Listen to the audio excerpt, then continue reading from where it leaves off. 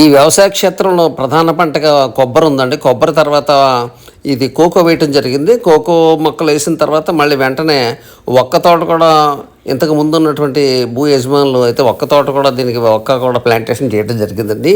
ఈ ఒక్కకి కోకోకి రక్షణగా కూడా అదే కొంచెం నీడ కోసం టెంపరేచర్ తగ్గించడం కోసం దీనిలోనే అరటి చెట్లు కూడా వాళ్ళు నాటడం జరిగిందండి. అరటి చెట్లు అయితే ప్రస్తుతానికి దిగుబడిలో ఉందండి. కొబ్బరి తోట కూడా మంచి నాణ్యమైన కొబ్బరి బొండాలను కొబ్బరికాయలను ఉత్పత్తి అదే ఇది మనకి ఈల్డింగ్ అయితే పంట అయితే వస్తుందండి.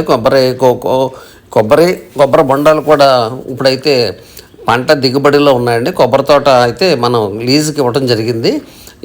దీనిలోనే ఉన్నటువంటి ఈ కోకో మొక్కల్ని సంరక్షణ చేసుకుంటూ అరటి తోటను కూడా మనం సంరక్షణ చేసుకుంటూ దీని అయితే పొలాన్ని పోషణ చేస్తున్నామండి. దీనికి అవసరమైనటువంటి ఎరువులు కూడా తోలడం జరిగిందండి.